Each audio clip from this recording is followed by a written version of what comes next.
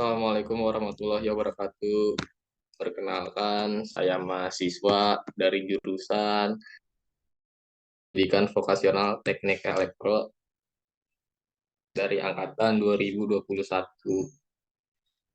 Ini saya ingin membuat tugas mata kuliah dengan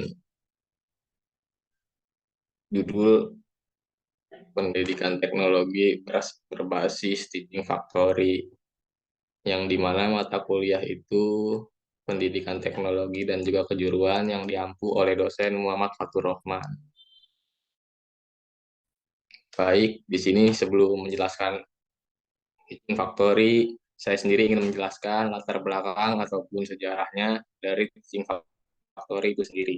Teaching Factory merupakan sebuah metode pembelajaran berbasis jasa ataupun industri yang mengacu pada standar dan prosedur yang berlaku di industri dan dilaksanakan dalam suasana seperti yang terjadi di industri.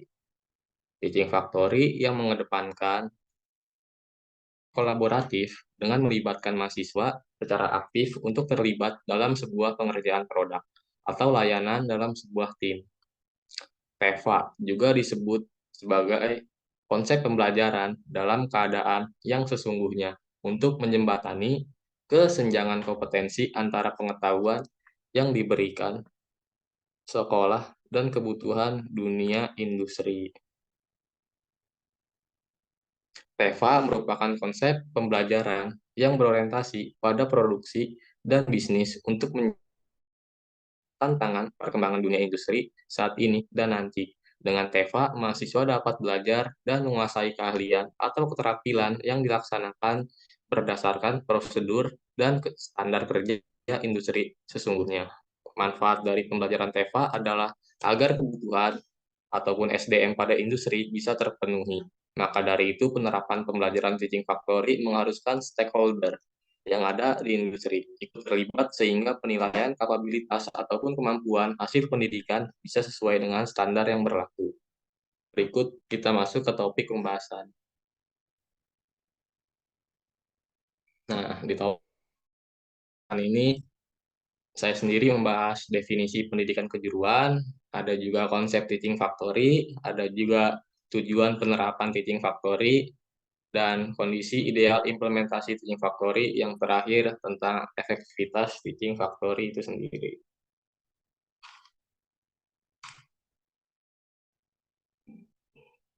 Nah, yang pertama yaitu di sini ada tentang definisi pendidikan kejuruan. Teaching factory atau biasa disebut TEVA merupakan konsep pembelajaran dalam keadaan yang sesungguhnya untuk menjembatani kesenjangan kompetensi antara pengetahuan yang diberikan sekolah dan kebutuhan industri menurut Kuswantoro tahun 2014. Yang kedua yaitu pembelajaran teaching factory maupun TEVA adalah suatu konsep pembelajaran di SMK berbasis produksi ataupun jasa yang mengacu kepada standar dan prosedur yang berlaku di industri dan juga dilaksanakan dalam seperti yang terjadi di industri.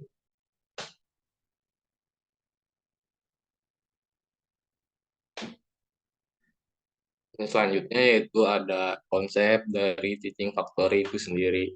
Terdapat tiga hal mendasar dari konsep teaching factory menurut halaman CUSA tahun 2008.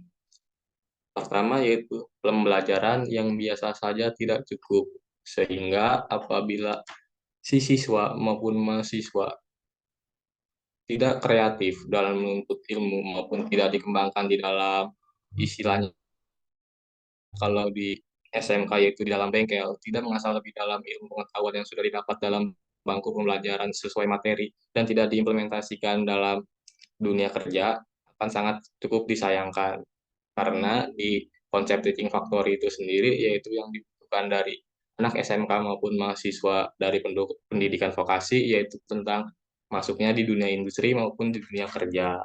Yang kedua yaitu ada juga tentang keuntungan peserta didik yang diperoleh di pengalaman praktik secara langsung.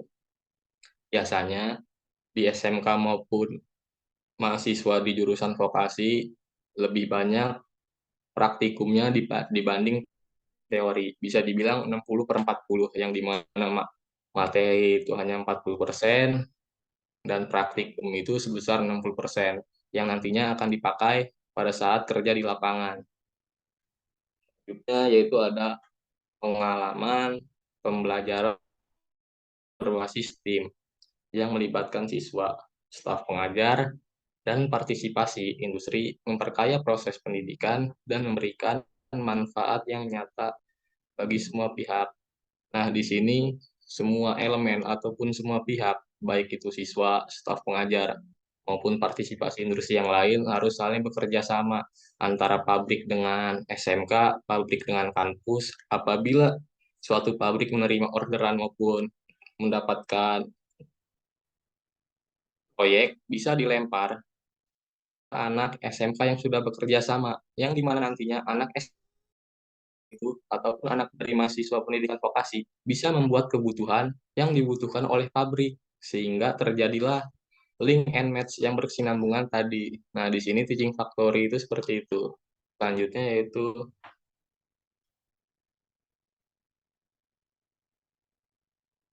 nah, ada tujuan dan juga penerapan dari teaching factory. Pertama, yaitu mempersiapkan lulusan SMK yang siap kerja. Yang kedua, untuk siswa memilih bidang kerja yang sesuai dengan kompetensinya. Yang ketiga, memberi kesempatan kepada guru SMK untuk membangun jembatan instruksional antara kelas dan dunia kerja. Yang keempat, yaitu ada membuat pembelajaran yang lebih menarik dan memotivasi siswa belajar.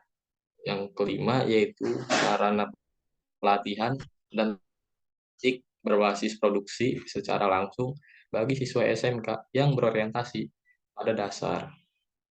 Yang keenam, yaitu tercapainya tujuan SMK dalam upaya penciptaan atau pembentukan SDM yang memiliki kompetensi sesuai dengan kebutuhan dunia usaha ataupun dunia industri dan yang lainnya. Yang ketujuh, yaitu membantu pendanaan untuk pemeliharaan, penambahan fasilitas, dan biaya-biaya operasional SMK dan peningkatan kesejahteraan. Yang kedelapan, yaitu menumbuhkan dan mengembangkan jiwa wirausaha guru dan juga siswa. Yang kesembilan, mengembangkan sikap mandiri dan percaya diri siswa SMK melalui kegiatan produksi.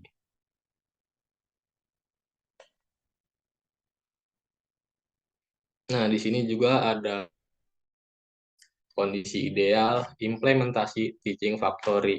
Yang pertama yaitu aspek pembelajaran.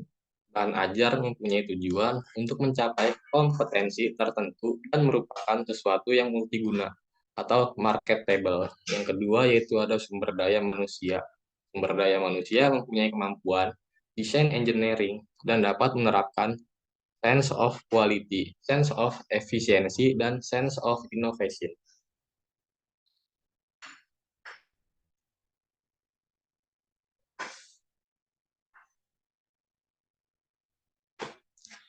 Yang selanjutnya itu ada efektivitas dari teaching factory itu sendiri. Pelaksanaan teaching factory di SMK dikatakan efektif apabila mampu memenuhi unsur-unsur sebagai berikut.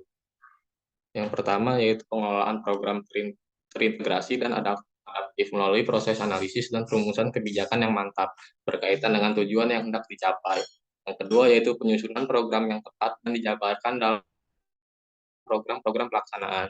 Yang ketiga yaitu tersedianya sumber daya manusia dan sarana ataupun prasarana yang baik. Yang keempat, sistem pengawasan dan pengendalian pelaksanaan program.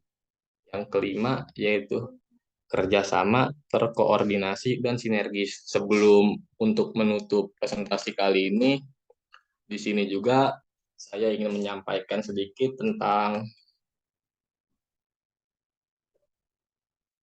yang pertama yaitu apabila ada misalnya suatu apa ya, tema bisa